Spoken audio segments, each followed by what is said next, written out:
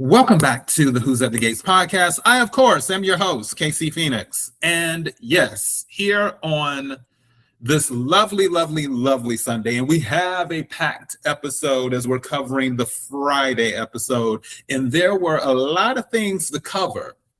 So happy to be doing this on an early Sunday morning. And speaking of Sunday, I have the woman who on this Sunday went to early morning service before this podcast. Her humble prayer was, let Bill be dead by Friday. The woman who just bought 2 types of tape, scar tape for Eva and duct tape to put over Eva's mouth so we don't have to hear her about the scar anymore. The forever loved Diana. Okay, to be fair, today's episode, I'm trying to take that tape off. This is ridiculous. We'll discuss it. But did I do the prayer for Bill? I wasn't praying for health. I just said, it's in your hands, Lord. So take it how you will.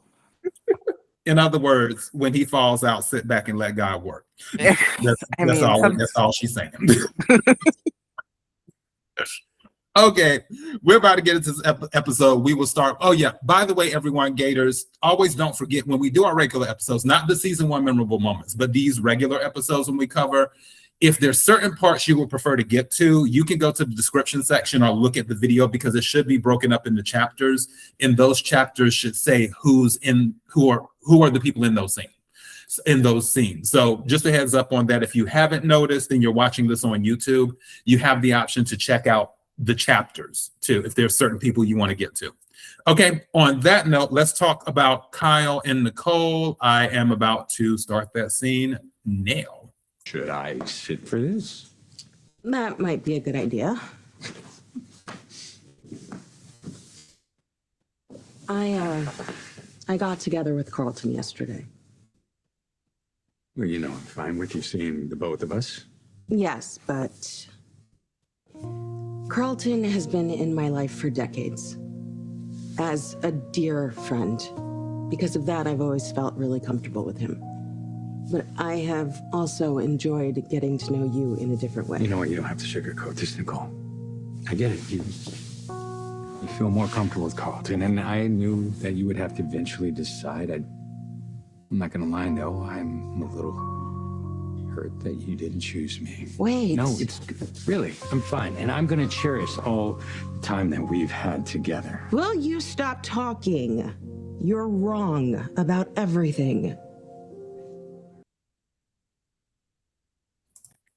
This scene ran me low.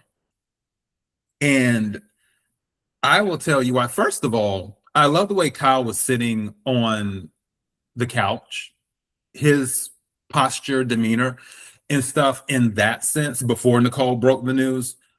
I was like, you know what? He's just way more sophisticated than Carlton, too. He just comes across as more sophisticated to me. But I digress. What I didn't like and what would have turned me off a lot is if he just started out saying what he said. If he was like, oh, well, I know you didn't choose me. And sir, did I say that? Why are we making assumptions here? Let me get it out first, and then you can say whatever you need to say. But for him to just automatically by default feel like he's taking the L, that honestly would have made me rethink even dating him. I would have been like, maybe I should just be single and just not date either one of them. Because we got one who's just F-boy something. I don't know what it is. He's something. And then we have the other one who seems to lack self-confidence where he can't even hear Nicole out. That I didn't like that. But other than that, it's all good. Clearly they made up. We won't cover those scenes because there's a limit to what we can cover without having to go to war with Paramount. So you guys get how that works, but they definitely put in the work later on when it comes to their newfound exclusive relationship. Dani, you got it. Yeah, that was kind of sorry. I was watching this with a friend, and at the point where Nicole says like, "Will you shut up?" They're like, "That's what you always say," and it's like, yeah, damn, like let me get a word. Like, I promise you, I'm giving you all the information. Just let me speak. It's like your mind just wants to, create stories or just like jump to conclusions. And I'm just like, yes, it is very, it can be very off-putting. I thought, what is it? I don't know. This is like a game show reveal. Like, you are the winner. That's No I don't roles know. included. Yeah, like something like you're the one. I don't know, like your briefcase is, you pick the winner. I like something about it was very game showy to me, very much like you are the one. Like he reached the top of the mountain on the challenge. I don't know, but I thought it was interesting that she did it this way. She's like, you are now the first string. Just, What? I don't know. Yeah, we'll see how long it lasts. You know, that's yeah. I don't know. Listen, not because she's gonna go back to Ted, but she realizes that she wants to do this whole, I'm free persona again. That's the only thing. I something tells me that Leslie's gonna throw a wrench into this relationship. Yeah, and that's what I'm hoping for, in the sense of her using Noah to throw the wrench into the relationship. And the reason I want that to be the case is so Nicole and Ted can finally see, like, we are not going to be rid of this woman at all. And they need to adjust accordingly and set even stronger boundaries and do that with her to start that. Or they need to go on the offensive after it happens. So that's just, my thoughts on it. But you know how it is. Let's go ahead and move on to the next thing, because yeah, we got a packed plate. And okay, 9:29. Okay, Diana, I'm gonna stand back. You have the floor.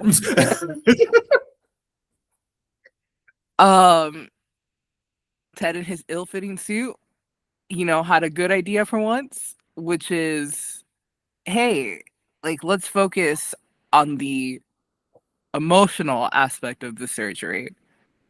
And Eva said no. That was very telling to me. I thought that was,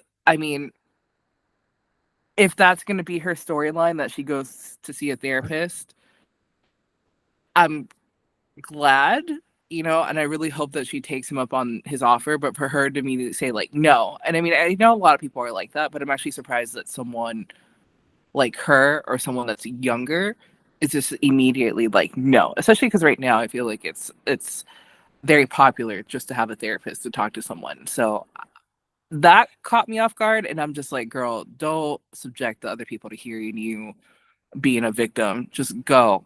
The other thing that was interesting about this was that, Martin, or no, Eva was like, Kat's so lucky because she doesn't have to have a scar or whatever. And, Ted explained it. I didn't realize that was the case. I thought Kat would have like an equally big of a scar. I didn't realize it was different for a donor.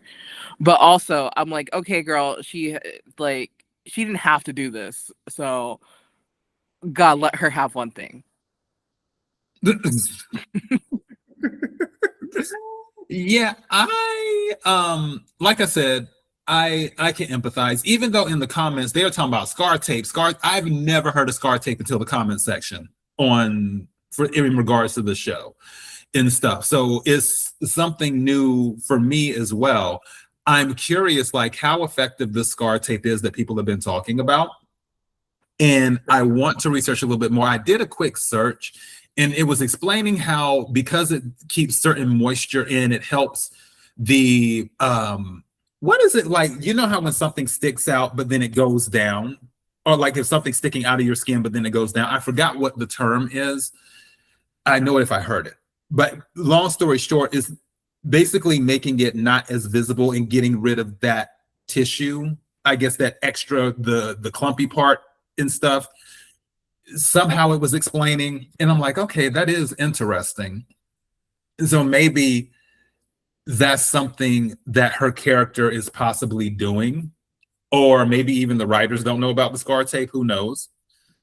But for the therapy part, I can empathize with that too, because I'm not big on therapy because I've done it for so many years. Mhm. And so it's kind of like, because I believe that, yes, if people are going through something, absolutely, they should consider getting help. That's common sense. At the same time, I do not believe people should be in therapy for life. Some people think that you should just have a therapist for life. Like always have somebody there to go to talk. No, we're not doing all that. I'm not doing that. You don't need to know every single thing about me for the rest of my life. You just don't. And I don't need to tell him or her or anyone every single thing about me for the rest of my life. It's just like, it's about you. The whole point of therapy is for you to be comfortable with you, for you to be able to work through things that you are having trouble mentally processing. People have a lot of anxiety these days for multiple reasons. And then they go to medication and stuff like that. Part of the reason is because they don't have the ability to process it. And because they don't, they either have to alter their mood, which is what the medication does. And it's a chemical balance in your body that would have to be altered by that. And then also the therapy, which helps alter it in a more natural way, talking things out. I'm not opposed to those things. I just believe the problem with today's society is that those things are the default. And it's sort of like people have lost the plot when it comes to this stuff, because what happened to trying the alternative methods first and then seeing what happens, where usually now people are just like, oh, medication, or doctors are like, oh, medication, or people are like, oh, therapists. And it's like, well, hold on. Have you done self-reflection, meditation, and truly analyzing the situation? Has that been done first? Or is it just like, oh, I'm not feeling a certain way, let me just go to this? That's all I'm saying. I mean, sure, self-reflection can only get you so much. At least that's what my opinion is. It's just because you really do need to have someone weigh in, or I think it's just you create an echo chamber for yourself, and stuff like that. I mean, I think she's been through a lot. Like, as much as I rag on Eva, she's been through a lot. Like, she discovered a father that she never thought she had. She is an accomplice to a murder.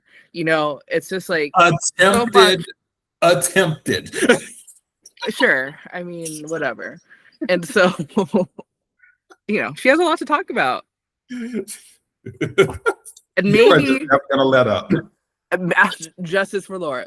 And maybe that therapist is like, hey, you know, murder isn't good. Like, you know, because she hasn't gotten there on her own. So I'm pro therapist. Oh, okay. I hear you. On that note, let's move to the next scene. Hayley and Bill. All right, let's see. What's that? 12:55. And we'll play this one because we're doing two stills in this, which was that one and another one later, but we're playing the rest of the scenes. All right, let's go. I don't know. I really haven't thought about how long I'm going to be in St. Barts. But you are booking a round trip ticket. Yes, with an open-ended return date. I'm going to miss you so much. Well, then don't go. I have to get away for my own well-being. What about the staycation we've been talking about? What about that? We can do that now, right? Come on, we can go to Highland Beach, spend a couple of days by the ocean. Babe, listen, I know you're trying to help, but I need to put a little more space than that between me and Fairmont Crest. Is it the town you want to get away from, or our marriage? Oh, come on. You know I want us to spend the rest of our lives together. That's why I'm taking this break. Because I wouldn't want to put you in a position where you have to choose between your wife and your children. Well, I'll go pack. Be on my way. Hayley, wait.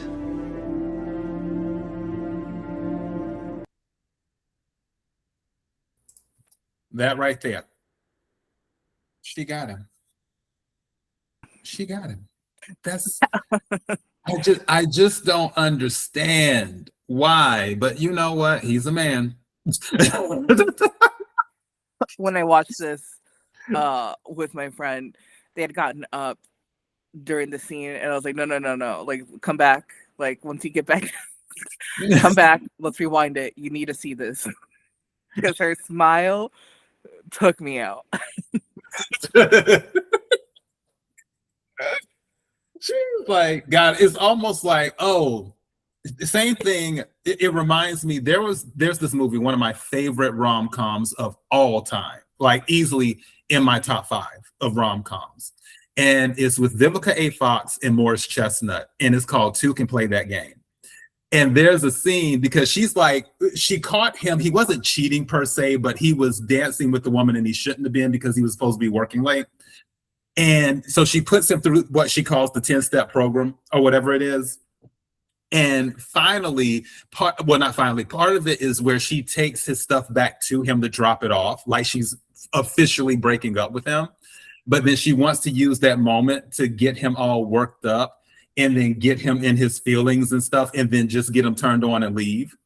So then she's preparing to drop it off, and he's like, yeah, why don't you come inside? And she's like, no, I really need to get going, and da-da-da. And then he's like, but no, she's like, no, I'm just gonna get going. And she starts walking off. And then he's like, please. And then she stops, and then she smiles, and she says, got him.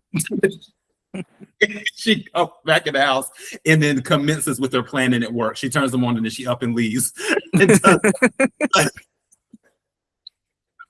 It reminds, this is the energy I get of the inner vixen, because I consider men could be vixens too, but the inner vixen of someone coming out and them getting the satisfaction like, I got him or I got her. You know what I mean?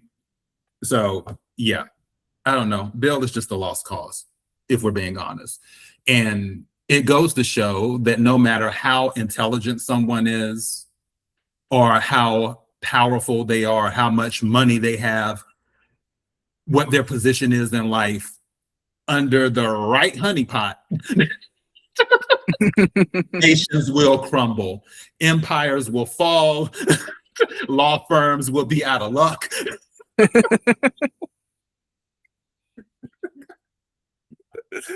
This is the way of the world, and it has been so for many millennia. So yeah, that's all I got here. Dani, you got anything before we move on to the next scene? I mean, I'll just say this. I knew in this moment where I'm like, okay, she got her way.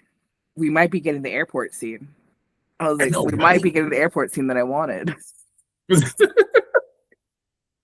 That's why I was like, ooh, okay. But yeah, let's go on to, actually, this goes into the next one. Well, glory be. Let me press play. Heather, I didn't realize you were back in town. Yeah, I just flew in from London. Dani, this is Joey's sister. I didn't know he had one. I didn't know that you were friends with a world-famous supermodel. You're even more beautiful in person. Thank you, aren't you sweet? Forgive me, but I cannot pass this opportunity up. I would love to ask for a selfie with the Dani Dupree. You don't mind, do you? Of course not. Thank you.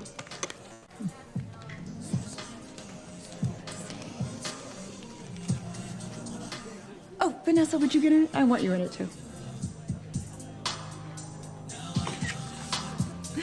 Don't forget to tag me when you post it. Oh, this isn't for public consumption. This is just to impress a few friends. Mm-hmm. So, how do you two know each other? Dani and I have been neighbors for ages.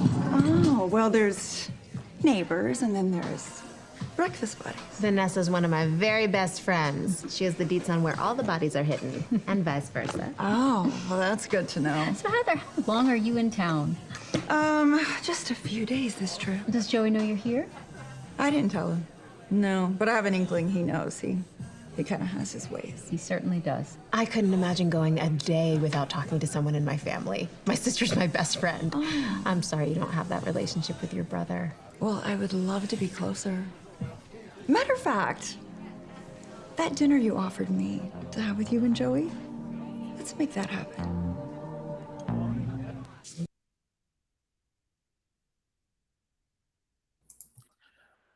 This particular episode, because we're in just Gator, so you know, we plan on covering the scene and playing the scene with Heather and Dani talking alone. I will say I have warmed up to Heather because of this episode. At first, I was just kind of like, okay, well, I guess we'll see what she'll do. But right now, it's like she came into town. She left very quickly. I didn't get much. It was nice. She was getting a rise out of Vanessa when they first started talking. Love that moment. But just like she didn't really give me the interaction outside of the Vanessa one, which all the other stuff was okay. But outside of the Vanessa one that I was really looking for, these interactions are very strategic. Heather is being very strategic right now. She's doing her research. She's starting to build connections. And I believe she's like spinning her web is what she's doing. She's spinning her web, preparing it. And Joey's the fly. Or maybe he's not the fly. Maybe he's a centipede or something like that. Who knows? But definitely, I was, what's the word I'm looking for? I don't want to say enthralled. That's too strong of a word. I was curious. It made me more curious as she was doing these scenes. That's just me. Diana? I think, why does she look different in this still? Anyways, I think I can give it a different one. Maybe. I know, sorry, it just threw me off. I'm like, wait, that doesn't look like her. This is AI. I think that I was just very much just not side-eyeing, but I was just like, what's the angle here? That she's like, Dani, I want to send a picture, I want a picture with you. I'm just gonna text this to some friends, and it was just, you could tell on her end it was very calculated, right? And so you're like, so what is the angle here? It wasn't until I was online, and like just like looking at comments that people think that she is the one sending Andre messages. You know what? If she was the one sending Andre messages, if she was the one that Andre had a tryst with back in the day, I would forgive the writers for not making the Impaler Doug. Not saying Heather being the person sending Andre the messages would be as good as the Impaler being Doug, because it is not. But I could give some grace if they went that route. I don't think that's what it is, but if it is, I give the writers some points for that. They get a B+. Yeah, I mean, I think it would track with his taste. So on multiple fronts, on many fronts. And I was like, dude, what were you? You were just hooking up with anyone back then, weren't you? Like, you were just having any sort of tryst. Yeah, I'm excited to see who the actual person is. But this was, the thing for me was like, it was a little too heavy-handed. But obviously, like, they don't know that because they don't see that she has like a motivation here. But the whole thing was like, Dani, oh my God, a supermodel, all that. Yeah, it was just a little heavy-handed. Yeah, and I will say in the next scene, and we'll discuss that too, then there was something else that was said, and I'm like, for real? So, yeah, well, we'll get to that part, but let's hop to this is one we're doing is still, we're not playing the actual scene. Let's see, 19. Wait a minute. Oh, hold on. There we go. This whole situation, speaking of Andre and the text messages, what I liked about this scene, their conversation, is that Smitty is very protective of his family. I don't know if people have ever noticed that when it comes to what happens. Smitty's very protective of Martin, Tyrell, and Samantha. And I love that about him, because as Andre is explaining this, Smitty's like, hold up. Will this affect Martin's campaign?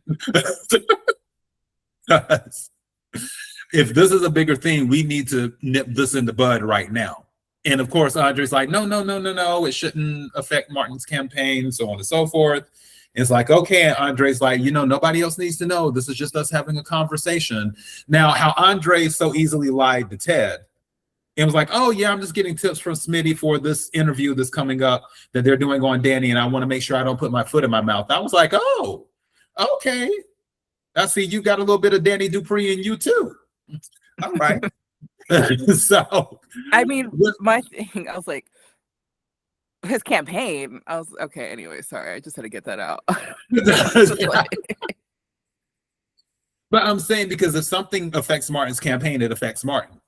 And if it affects Martin, it's a problem, because that's Smitty's husband. And I respect that. People who are protective, and not just of spouses, but of those they care about. And I can be like that too, where if it's somebody I care about and I feel something's about to come their way, I'm going to be protective of them. And that's how it should be. If you really, really care about someone, you're supposed to look out. And that's what he's doing for his husband. I really, really like that about him. That's one of his better qualities. But with Andre, I will not believe this is a big deal until the person is revealed. Once the person is revealed, then we can assess and be like, okay, yeah, that was a big deal. Or either we're gonna be like, oh, it was more BS, But that's all I got. Anything before we move on, Diana? No, nothing. Okay. Oh, wait. Sorry. Actually, one thing. Mm-hmm. As I was watching this episode, right, we're just like, oh, okay. Andre keeps on saying they. Someone from my past, they. All this time we've been thinking it's a woman, but the fact that he doesn't even say that, like, I guess I'm just like, so what's the mystery? Because I think Smitty assumes it's a woman too, someone texting him, but he's just like, oh, well, they're from my past, which is interesting to me. I think I don't know if I really caught that until my friend said something about like, oh, I wonder who the woman is, and I'm like, well, he did say they, and so now I'm wondering. So I was like, wait, if there's a possibility that this is a man, like, let's just get to it.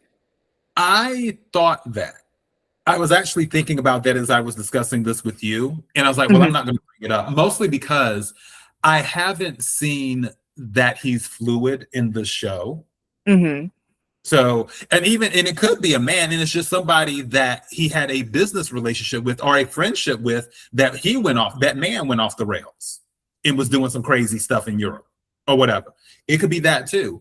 On a romantic level, now he's a photographer. He works in the fashion industry.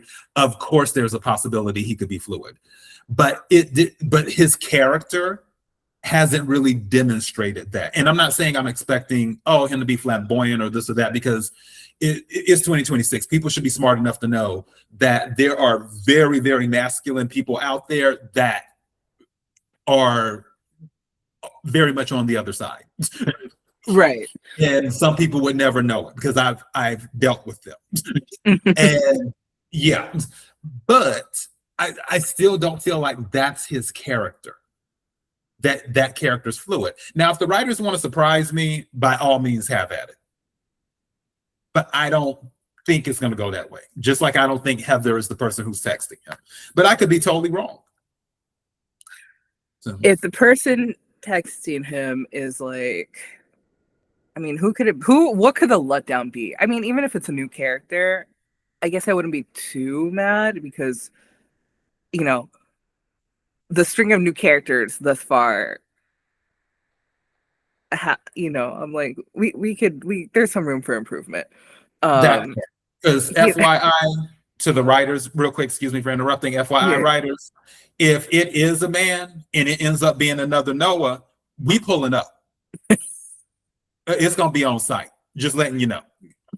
No, we're Team Noah over here. Writers, see you or casting. How about casting directors? Because, like you said, the writers had a different vision. The casting directors were like, "This is fine." Okay. You out there by yourself, but do you? I'm trying to get you cast.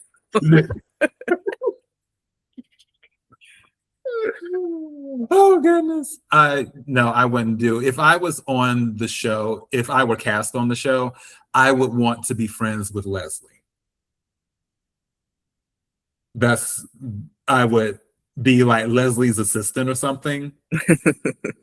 I would love that role. That would be a good time because that way me and Kat could go back and forth a few times. Wow, that's why.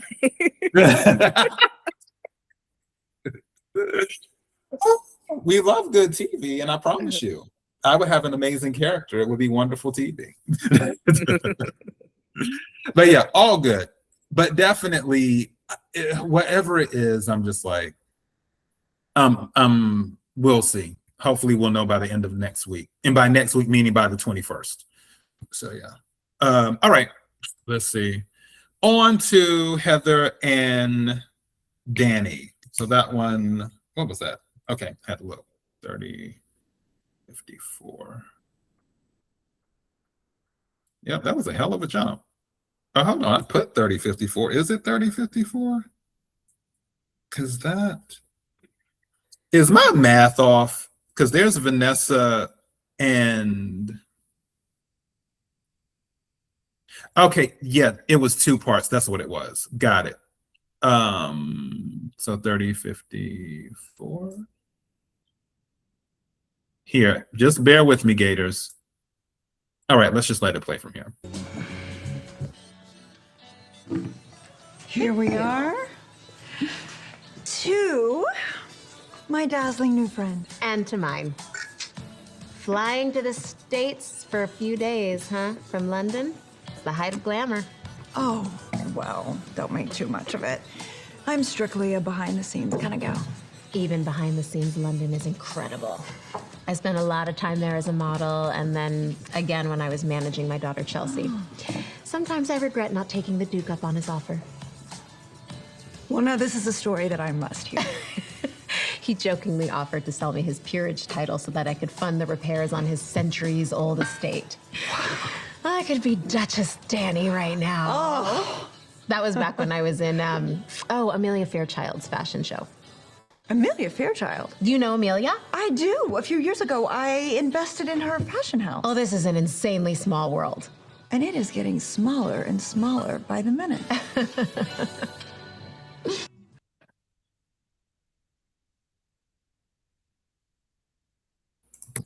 This is so cute. Yeah, I actually enjoyed this. The gem that I got from that was the whole Duchess thing. I was like, that was kind of cool. They put that in the writing that Dani could have been a Duchess. So I was like, okay, that's cool. But what I'm wondering is about that fashion house.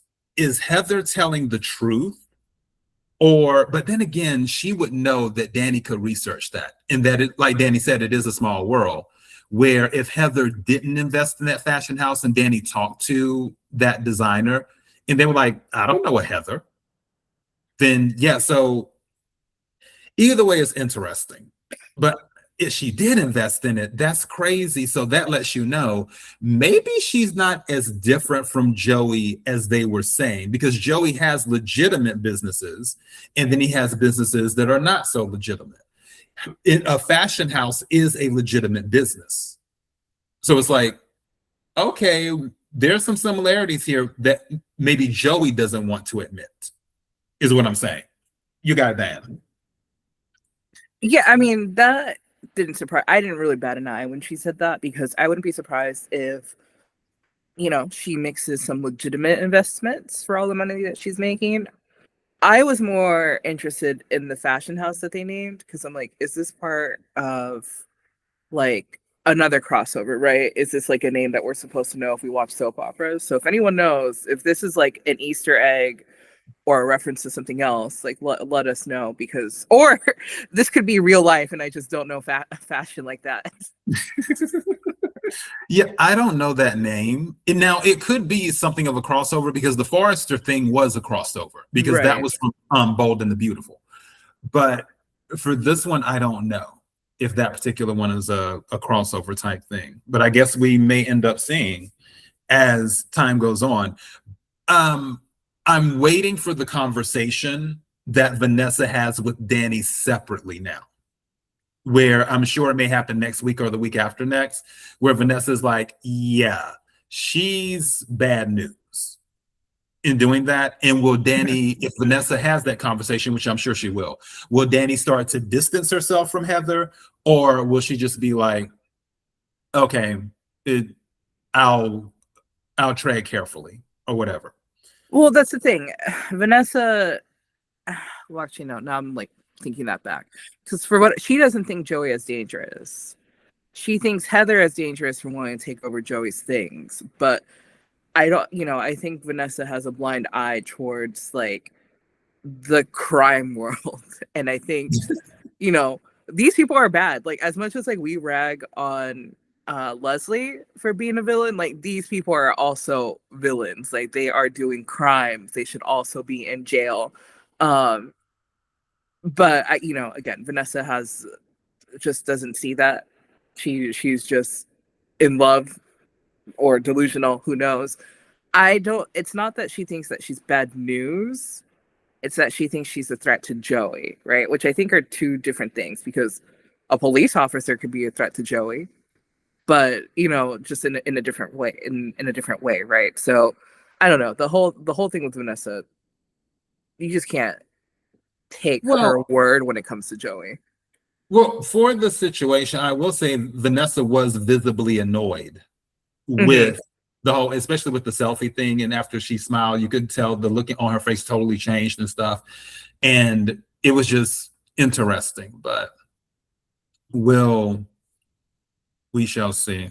Let's go ahead and get into this particular part. This is the second half of her and Joey talking. And this is her convincing, well, you'll see. And it is getting smaller and smaller by the minute. Did Heather tell you why she wanted to have dinner? She said she wanted to get to know me better. Well, that's not something I need to be there for. I think she was just using that as an excuse to see you.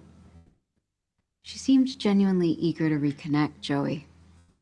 I don't think she'd come all the way from Europe just to hang out with her brother. And ask her why she's here. Over dinner. You know, I can think of much better ways to spend an evening. And we can and will do that after dessert. Look, I know you hate to do anything that makes you feel vulnerable, but when I saw you reading that letter from Heather, I sensed a longing. I think you still miss her. She's your sister. That connection doesn't just die. Dinner on one condition. I cook. You won't get any pushback from me. Well, now that you've chatted up my culinary skills, I have to prove you're not exaggerating. I think that can be arranged. Can you talk? You know, this is weird because clearly she's kind of like, okay, Heather, you're bad news. That's clear. At the same time, it's like, well, it's Joey's sister, or excuse me, it's JoJo's sister. And they need to be close, or he wants to be closer to her. So I think so the question I'm thinking is Vanessa conflicted, where it's like, okay, we know she's bad news, but Joey does want to have some type of relationship with his sister. Where do we go from here? Fine, dinner. Let's hear her out, see what her intentions are, as if she'd ever say what her true intentions are. But we'll just see what happens. I don't know. Dani, you got it. I think she's always trying to find a way to humanize him. That's the thing, right? She deep down she thinks he's like a wounded child, and that's like why he is the way he is. And I think she's trying to fix that. And one is a relationship with family, which I like. These are all just little things that she's just like, see, Joey's just normal. He's just, had a bad upbringing, or like these things is what she thinks will make him, I don't know, just a better fit for her, better for society.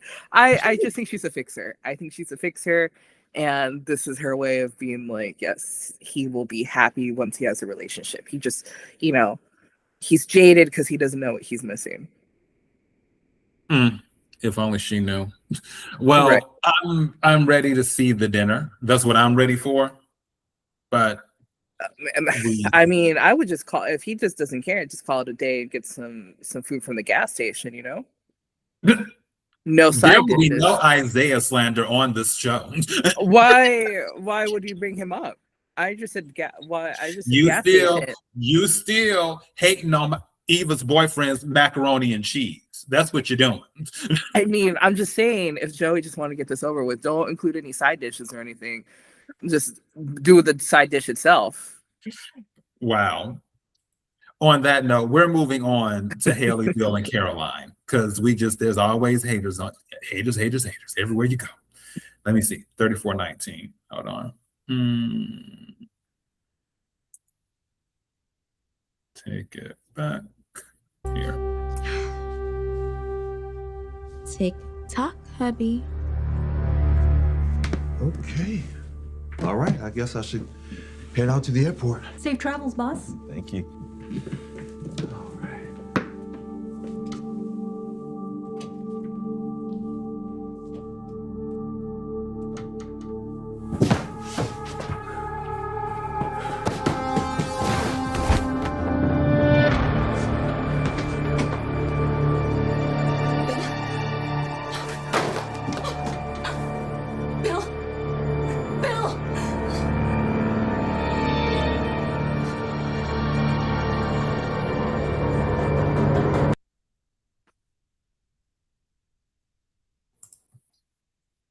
Lord. Oh no.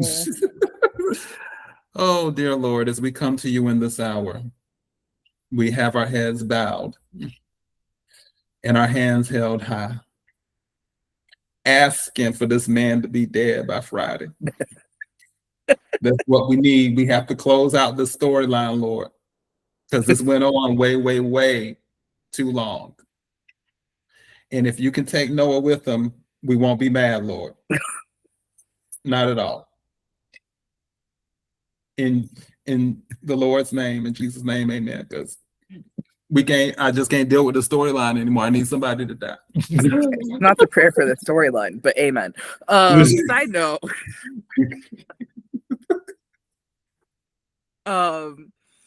Side note, I forgot to mention, I really love Hayley's outfit. I love the color. There are not that many people that can pull that color off. Or I should say, there are certain people that would not be able to pull that off. She pulls it off beautifully. I don't know. I kept on looking at her outfit and I was like, yes, girl, do your crime.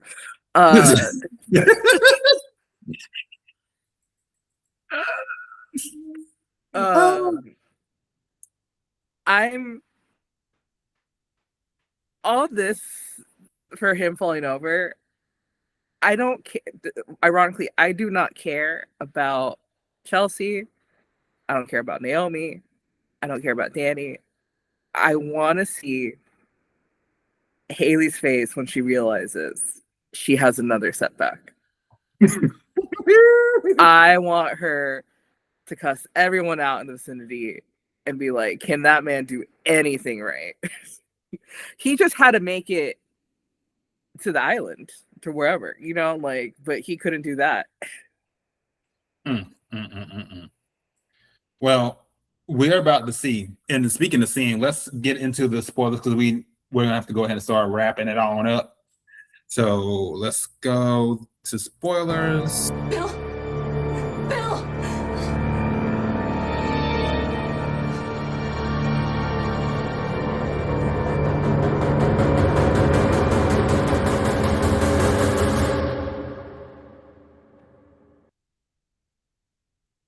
Next on Beyond the Gates. How are the cousins holding up? Not well. They're nervous wrecks about their dad.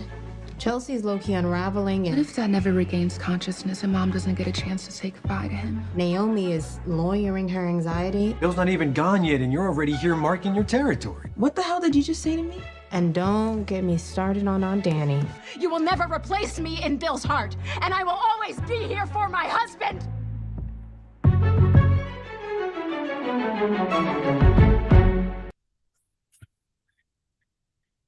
Wow.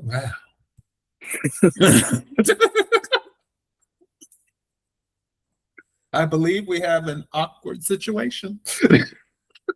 You know what's crazy is that when I was like, why are people looking at her like that? It's like, you know, and then I was like, yeah, you know what? She is doing the most. You know, yelling out in this hospital. You know, people like Naomi are working, you know, here. Just need some decorum. And then I realized because she used the word husband on the second watch, and I was like, oh, yes. Yeah, that's why I was like, girl, your husband is, I don't know what Andre is because I didn't see Andre. Thank God Andre wasn't in the scene. Because, yeah, I'm going to tell you, Diana, what better not happen is that Bill gets better. They figure out something's off, but nothing leads back to Hayley. And then things go back to normal as usual. If that happens, we might have to rename this podcast. I don't know if it's going to be Who's That the Bold and the Beautiful or Who's That Young and the Restless, but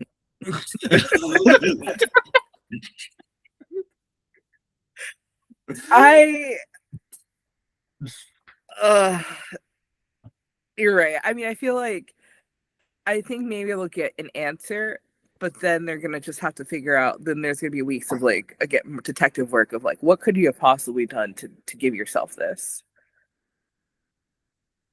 I don't know. Yeah, I think. Oh, sorry. Go on. no, it needs to lead back to Hayley. Or either, like I said, if there's a way she can figure out some way to pin it on Leslie, great. It would be a stretch, but it would still make for good TV. And I'd be willing to go with the storyline, even though I know it's a stretch. But if nothing leads back to Hayley and we just go back to business as usual, that's going to be a problem. So, yeah, I don't know. You have your thoughts, I'm sure. I just based on the previews, I don't think we'll get an answer or like you know, something major by the end of this week. So yeah, I'm curious to see how they're gonna extend it or how Hayley's gonna talk herself out of this. Because yeah, I don't know. Like it just doesn't seem like we're gonna get answers, you know, or we're gonna get like a resolution. But I do, you know, but I am hoping that we get a, what do we call it? Like, I don't know. That at least he's just like he's gonna get the test run. Maybe that's where we'll end up. He'll get tests. Yeah, well, I mean, the tests are trying to think. they'll get that, but we're just gonna have to see. This week will be very defining. Let's just say that. This coming week, this Monday through Friday that we have coming, starting on August the 10th, for these episodes, will be a defining week for where this is going. And I'm ready to see what's happening. Is what's going on in my mind. I'm ready to see what's happening. So yeah, I guess on that note, because I think we might have hit 1 hour, possibly. We're like probably between 50 minutes and an hour, even though it's still good because we covered a lot. We did cover a lot. Everyone, thank you so much, as usual, for all of the love, the comments. Promise going in to answer the comments sometime today, which is Sunday. So yeah, we appreciate it all. We love engaging with all of you. Like, share, continue to comment, subscribe if you haven't subscribed yet. Makes a difference, keeps us in the algorithm and in the favor of the YouTube gods.